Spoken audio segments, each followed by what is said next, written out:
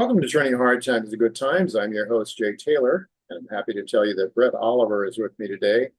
Bret is the son of Michael Oliver, certainly one of our most favorite guests over the years. And I should mention before I forget, it's olivermsa.com to sign up for the work that Michael and his son is helping him with. Um, Definitely worth your money, worth your time. It's one of those services I couldn't live without, I believe. I look at especially their weekend reports, sort of sum up the markets very succinctly. You don't have to spend an awful lot of time to understand what they're saying, and it's just good value from what I can tell. And I've experienced now many years with Michael, and really glad to have Bret with me as well. Before I say hello to Bret, let me just make a couple of comments about HydroGraph Clean Power. And, the stock has really taken off. I picked it up in actually on January 3rd, first business day of this year, at 16 cents. It touched $2.20 earlier today, this being Friday. And I think there's an awful lot of misinformation out there about the company. And certainly it's understandable, because when you see a stock rise as rapidly as this one has, people start to wonder if it's a pump and dump situation or what's going on here. I don't believe at all that it's a pump and dump situation. I think we're talking about a new breakthrough in the material science, with HydroGraph Clean Power being the only company that can produce what is truly perfect graphene. Others have tried to do it from graphite, but the cost of doing so is much higher, and the imperfections that come with the other technologies are not acceptable for a wide range of businesses that are using graphene. So it is, I think it is almost unlimited in the number of applications. Just yesterday, there was an announcement from HydroGraph that they are partnering with a biotech company for early detection of lung cancer. But it's, I mean, whether, it's just, I would just say that, biological applications, their energy applications, lubricants, composites, cement, fabrics, not to mention untold potential uses for military applications as well. And I do expect to continue certainly we'll be covering HydroGraph Clean Power in my newsletter on a regular basis, and on this podcast as well. I do expect probably next week to have Kevin Bambauer or somebody else related to the company on the show, and so I hope that you'll keep up with it. I would also mention, though, in the meantime, to check out Kevin Bambauer. You can follow him on X. He provides valuable, I think, very valuable information on an ongoing basis every day. And his website is energeticmedia.com, energeticmedia.com. If anybody has really gotten this stock to really start to move, it's been Kevin Bambauer, because yes, I was one of the earliest people involved with it, for sure, but Kevin has taken the information, the seeds that were planted, and he's run with it, and he's just all over it very aggressively. He's extremely excited about it and thinks that it is a generational wealth creating opportunity. And I do feel the same way about it, having talked many times to Kirsten Brewer, as well as Carrie Landis, who's the nuclear engineer who introduced this to me. And I would just say that you're going to hear a lot more about HydroGraph Clean Power in the weeks and days to come. Well, now let's get on to Bret Oliver. Bret, thank you so much for joining me today. Jay, thank you for having me. I just mentioned HydroGraph Clean Power, and I asked if you have any, I think you've looked at the chart. It's a new story. I don't know how much a technical analyst can discern from what you can see so far, but do you have any thoughts about it? A few thoughts, yeah. So what you say is true, that it being so new, there's really no way to make any sort of technical prediction as to where it might go. That's going to be up to what you believe about the story. If this is, I'm more of a neophyte with it than you. Yeah. So, but from what I've read and what I've heard, it sounds like they've perfected this technology. And so, listening to Kevin, it's like, well, it's like you're buying, Microsoft or something for, 10 cents back in the 80s, and you're going to make, tens of thousands of percents. It's like, well, that very well could be the case, but I can't make that kind of prediction from the technicals. Right. The only thing I can really say is with the short-term action, this huge move that it's had recently, it just finally woke up.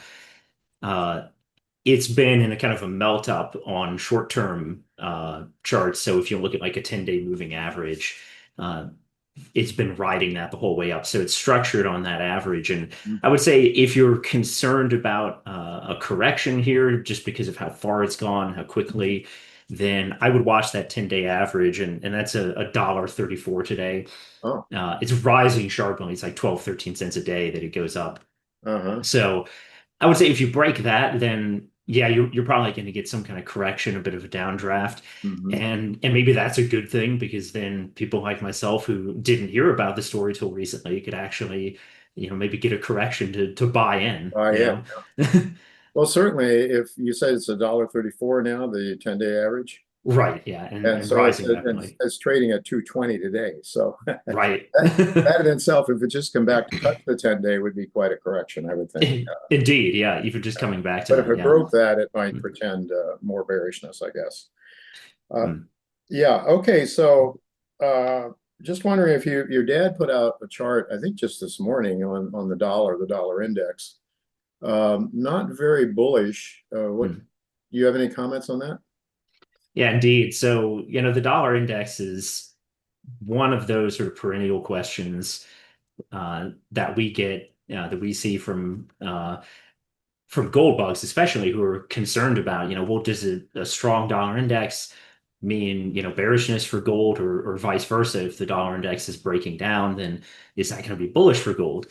And I guess it just depends on what time frame you're looking at, because in the very long term, over many decades, the dollar index has been trending down. Hmm. And now then, if you zoom in a little bit more, since 2008, it's actually been trending up. And yet gold has been going up that whole time as well. In general, obviously gold had a bear market, a cyclical bear market in there, but the trend for gold's been up as well. So that sort of defies that logic, at least in terms of the big picture, Hmm. that they have to be opposites of each other. Right. And I don't know, there may be some misunderstanding sometimes that, the dollar index is not the dollar. This Right. is just relative valuation of, our fiat versus their fiat. So if it's going down, it just means, well, ours is declining faster than theirs Fast. at the moment. Right. Well, Uh, and with the yeah, dollar being the world's reserve currency, it is mm, noteworthy then, of course. If of course, the whole system may be heading south, and that's what many of us believe. In fact, indeed. why we're really very, very bullish on gold. And how do the gold charts look to you right now? Well, the gold charts look fantastic. Obviously there's a lot of hand wringing in the past few months. I feel like that's always the case whenever we get into one of these sort of trading ranges, and Yeah. but it's very bullish. It's just consolidation in a very tight trading range. Mhm. Uh, and of course, it's always frustrating every time it hits 3450, they smack it down again, or Yeah. it briefly peaked above 3500 here again, but no, I think that's just a matter of time before that breaks out again. There's nothing bearish about it at all. It's allowed momentum to cool off on some longer term charts, so we're just patient for that to break out. And silver in the meantime, of course, had the opportunity to go ahead and make some more gains beyond even gold. Mhm. So that's good. It's started to shift the performance a bit more towards silver, which is what we were hoping to see. And yeah, no, I mean, there's really nothing bearish here at all. Just requires some patience, and uh, it's just a matter of time. So silver, you're still, I think your father and probably you are both more bullish on silver than gold at this stage. Mm, Usually in the last stages of a precious metals bull market, silver does outperform. Much right. more volatile, and of course, the downside can be a lot more severe as well. Indeed. But I mean, your father discloses his holdings. He's been a silver bull for some time. He's Hmm. expects a lot more, I guess, on the upside yet before it's over. Oh, indeed. Yeah. No, we're 100% allocated to that, to gold, silver mining stocks. And we're at a point, if you look at the gold silver ratio, I mean, that has yet to really break down. And so there's no way this is not a top, right? Mhm. You know, anyone who's trying to call a top here is like, no, maybe when the gold silver ratio gets back to, 30 or 20, that's maybe at Wow. that point, then sure, okay, all right, we'll call it a top there maybe, but we're nowhere near there yet. I think it's back to basically 1 to 1 at this point, Yeah. almost. Wow. So, Okay. or that is to say, 100, Yeah, 100 to right. 1. 100. Yeah, Right. Right. yeah. Crazy stuff. I mean, yeah, you got to have some silver, I think, in your portfolio as well as gold. And so silver is definitely outperforming gold now. It is, well, Rel- yes, it Relatively. has been relatively, and same if you look at silver miners and then gold miners. So the mining sector in general, and then silver is starting to take over here in terms of just relative performance versus gold. Silver miners are starting to outperform gold miners from what you're seeing in general. Beginning to, yeah, in Yeah. general. Yeah. Well, it's kind of hard to find pure silver mining companies. I have a couple here I want to ask you about. Mm. All right, so maybe we get started with individuals. What about Avino Silver and Gold? It's one I've been following. In fact, I knew the founder of that company, Lou Wolfen, who passed away a number Hmm. of years ago, and now his son is running the company, and they're doing quite well, actually. I think they're well. Tell us, what do you see in the charts for them? Of course. Well, so just one quick general comment. When we look at mining stocks, one of our preferred ways to do that is relative performance versus, Uh-huh. say, GDX or versus SIL. Hmm. So sort of versus the index, if you will. Hmm. And measuring from the bear market lows, late 2015, early 2016, Vino's not done that well. But when you actually zoom out and you look at the price chart, what you see is this massive base Yeah. with very clear. You get above $4, I think that's where the action really begins. So we have massive basing action. It looks like a fantastic chart just from a technical perspective. And even recently, just since the past couple of years, it's done quite well performance wise. So I guess we'll see. I know that they're a growing producer, and they're forecasting their costs to continue to decline. So I think fundamentally it's a good looking picture too. So I like that in combination with just this enormous basing action. It says to me you could have some pretty big upside in that. Indeed, and I Mhm. know that they also have some good exploration potential there, which I know doesn't Mm. show up in the charts, but even some a copper porphyry Mhm. potential, which would really be a mind blower for this company if they found something large, a large copper gold deposit, for example. Mhm. But that's an if maybe. So we we go with what we have. Okay, so one of my favorites is Coeur Mm. Mining. And I know you track that one as well. But that's, of course, that's a more established company. And Right. they recently made an acquisition that I think is strengthening them very substantially at Mhm. another Mexican project. So what are you seeing there with them, with the core? Indeed. Yeah, so core is one that, we track that very closely. It's speaking of the relative performance, it's just recently taken over. So outperforming versus GDX Hmm. uh, in just the past, well, basically just this year, it's shifted in that way.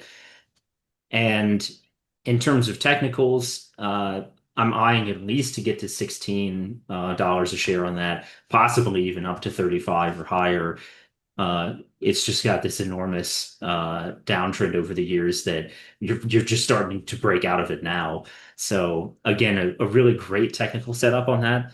And that, I mean, that's really it. Just keep it simple.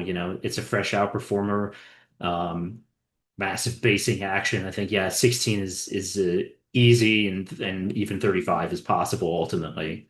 Yeah. Where's that right now? Mhm. Where is Right it? now, I think it's just shy of 12. Okay. Yeah. All right. Very good. All right. Another one that I just recently started following, West Dome Gold Mm. Mines. They're in Ontario and Quebec. Hmm. They look like, I mean, that was sort of a sleepy company for a long time, I thought, but now with a new CEO, a South African mining engineer lady who I met up here in New York, I'm really Hmm. excited about this story. And they just put out their earnings. They're very, very strong. Hmm. I guess a lot of these companies now with gold priced where it is relative to the cost, they're really doing well. The margins are very, very strong for a lot of these companies. But what are you seeing Indeed. with Wesdome? What are they seeing in the charts there? Yeah, so with Wesdome, it's a bit of a shift recently.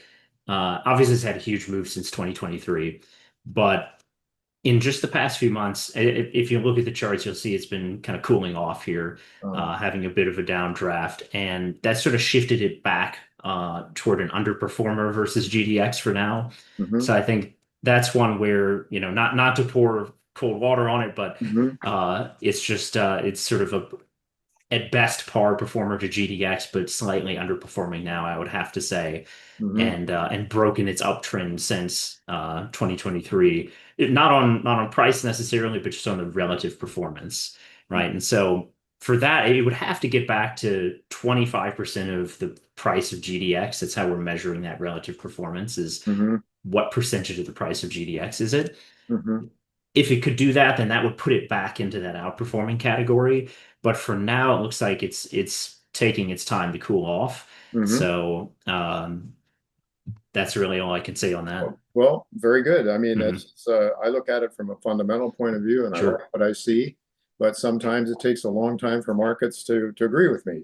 So Not anyway, a bad thing necessarily. Yeah, it just takes no, time no, sometimes. no, but time is money. Yeah. So, Mm-hmm. and that's where you can come be very helpful if you can see that, Mm-hmm. okay, now it's time to start watching this thing. Otherwise, you can go play in another game somewhere. Indeed. Folks, Amex Exploration Company really started to pick up at least fundamentally with its exploration results in the last year or so. Mm-hmm. Yeah, it's really moving into a more developed exploration company. What do you see with Amex? Yeah. So Amex, yeah, it's got a very clear basing action on momentum, looking at the weekly picture, and on price now, just starting to break out of this multi-point downtrend. It's been downtrending for 5 years, pretty much. Hmm. Hmm. Uh, so the action here in just the past few months is looking quite constructive. So I like that. And yeah, I've heard they were possible developer, not just exploratory. At least Yes. they, yeah. So that could change that indeed. So that's probably what's happening now in the charts, is maybe there's some perception that this is more than just an explorer. Yeah. Um, but yeah, Yeah, and why it yeah. might be a developer is because in that part of Quebec where they're operating, Mm, there's a lot of hungry mills around. So they don't mm, necessarily have to go get permitted and get a mill built and all the capital costs that's involved with that. mm, There are hungry mills around that can take their high grade mill feed, just load it on a truck and run it to another mill. So I could mm, understand that. I think the company has actually talked about that, in fact. All right. Well, mm, certainly one of my best performers over the last number of years is Snowline Gold Corp. And mm, I noticed this morning, late yesterday or this morning, they just put out their raise. They're being offered $80 million at a price of $9 Canadian. So they'll be raising more money. Uh, mm, but they really know how to put it to good work. And they have a world-class gold deposit, 7+ million ounces. And it's growing. And what's really sweet about it is near the surface is the high grade. So they mm, can, early in the mine life, they can probably produce with very big margins and get their capital costs out of the way. mm. And Scott Birdle, who runs that company, is just a brilliant geologist and manager. So this is certainly one of my favorites. But what are you seeing technically? Sure. So, well, Snowline is one that I've watched for at least several years now, regularly in a junior minor report that we do. Uh, I would have to say that at this point, after making such a huge move in the past few years, and with decaying momentum, that's not negative necessarily. It's just saying that the upside pace is slowing, so momentum is declining. Uh, I think that a lot of that upside potential is maybe muted at this point, just in terms of what it's already done and what the momentum situation is saying. So, not that I'm bearish on it, still bullish, and it even had a breakout recently, just as of February this year. It's made a huge run since then. Yes. So it still looks positive. I would just have to say that, yeah, I've tempered my expectations in terms of further upside, that it's, you're not going to get the thousands of percents again, that Yeah, it's already priced in, right? right, sure. Yeah. Yeah.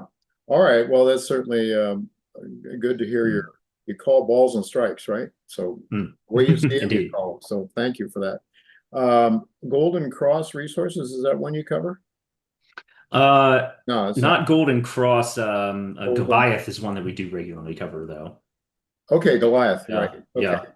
Yeah. What Um, yeah, Goliath is really is a company that's been so successful with its exploration and just keeps mhm. finding more and more and more. And that's certainly one of my favorites for sure. But what are you seeing in the charts? Indeed. Yeah. So for Goliath, we've been momentum has been bullish on that since late 2023. And of course, it just recently woke up this year, really big moves since early this year. And it's been digesting those gains for several months now, since about February. So that it's very bullish looking action on price. And like I said, momentum's been positive for, well, a little over 2 years now. I would say if it gets back over $1.80 by any significant amount, then that's sort of a re-engage point where you say, yeah, okay, we got another breakout underway here. And from what I understand, they have a tier one mine. So Yes, I would yeah. say so. It's a developing Hmm. into a tier one mine for sure.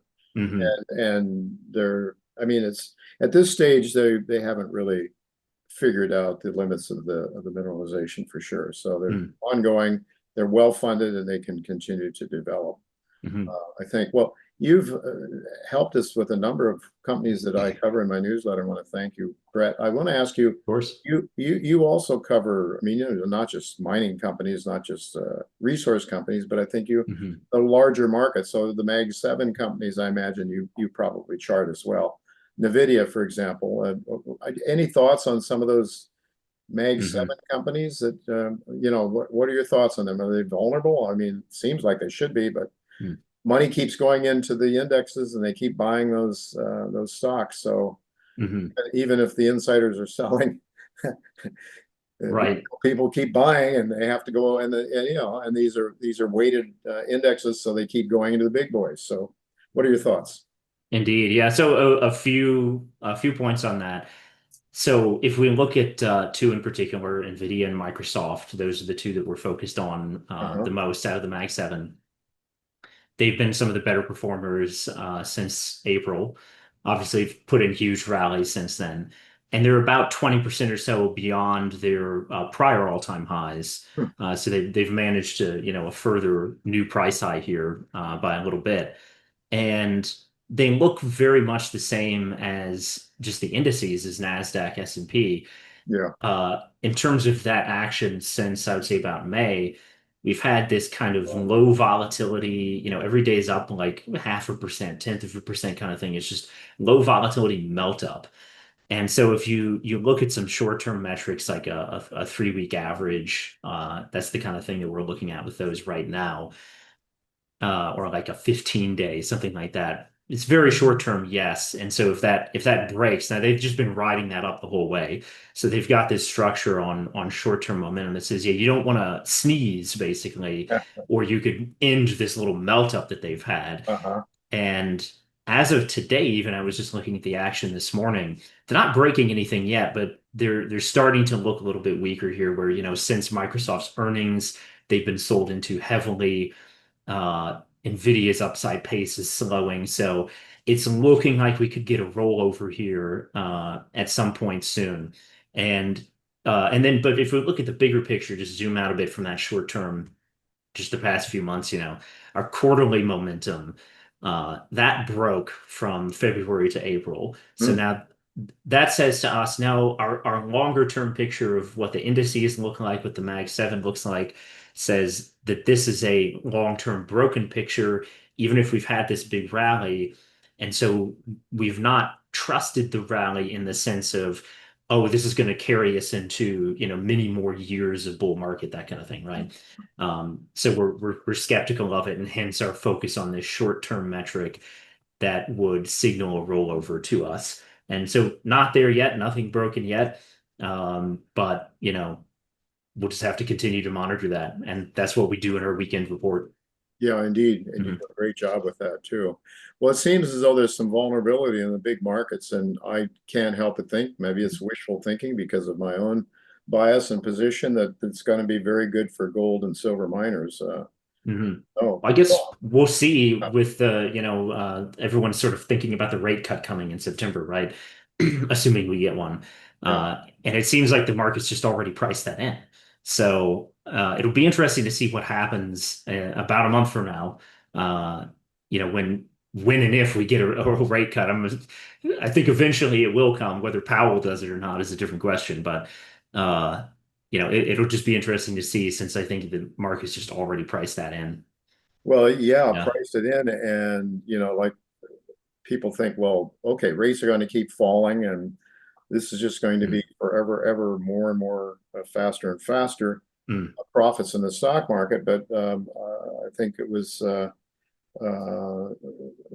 Palm Boy, I forget her first name, that was on with Adam Taggart just yesterday. Steph Pomboy, yeah. Beth, yeah, thank you. And she was pointing Mhm. out that that's exactly when the markets usually tend to tank, is when Right. first rate cut. And so, 2000, 2007, yeah, indeed. It typically comes around topping action, yeah. yeah.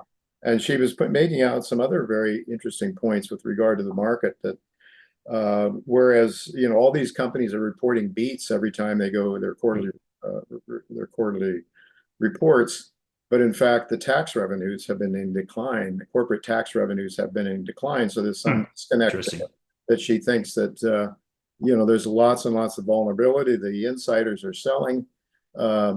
Retail people keep buying through the indexes, and they go into the Nvidia or whatever, which be I mean it's and then, of course, the big guys are also, they're buying their stock back, so that can grease the Hmm. wheels for their exits as well Indeed. with their options and so forth. So I mean, history is replete with examples of the little guy getting burned at the top.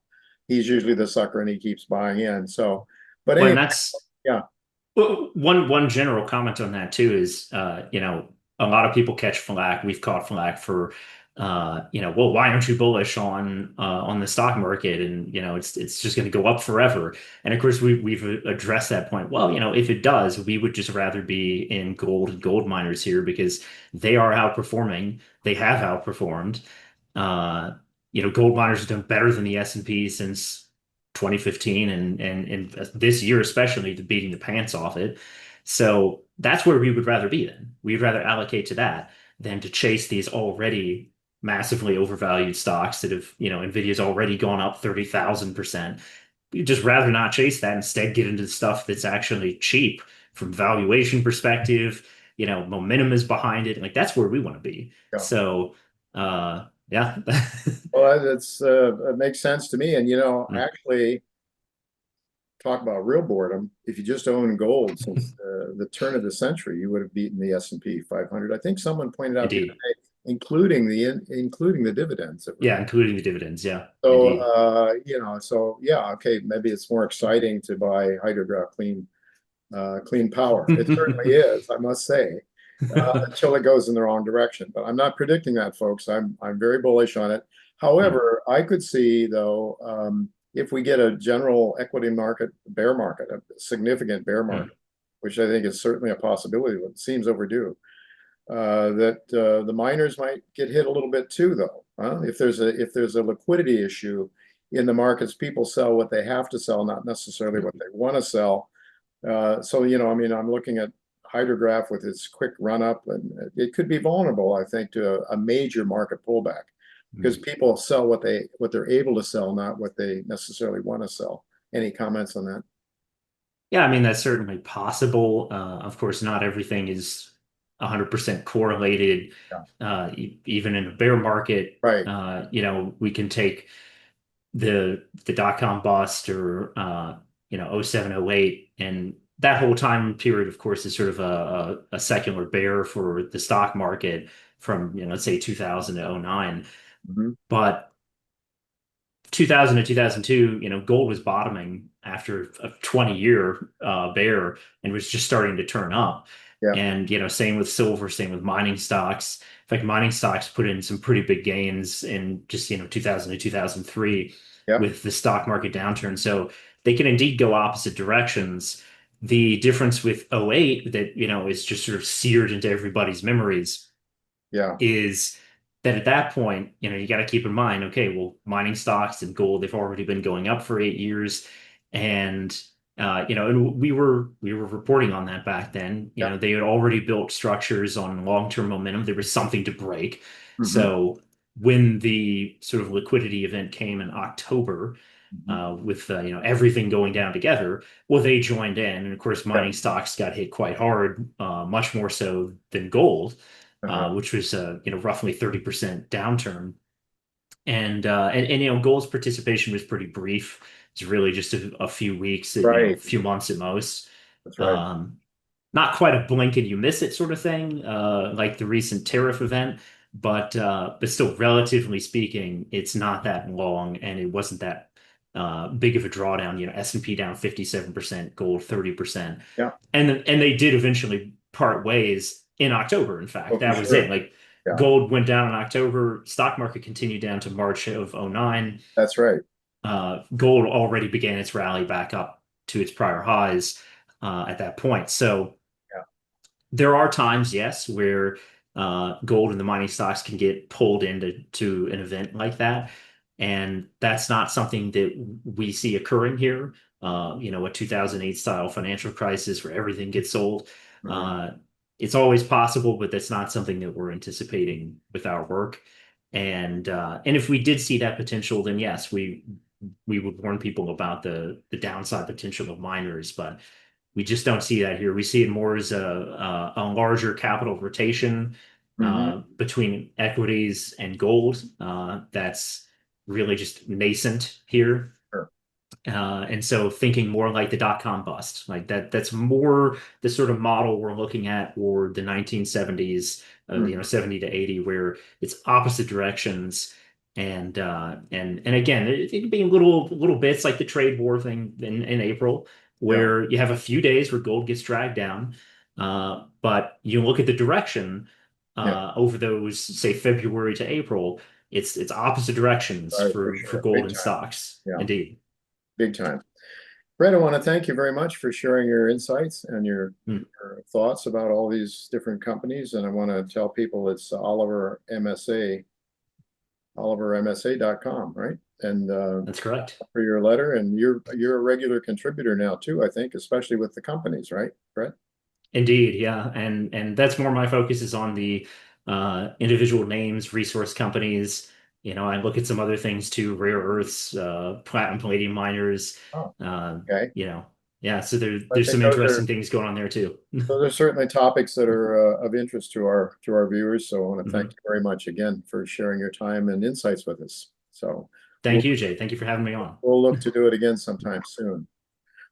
All right, folks. Well, that is it for this week. Gwen Preston of West Red Lake Gold Mines has said that she'll be with me next week, and she was not able to join me the last time.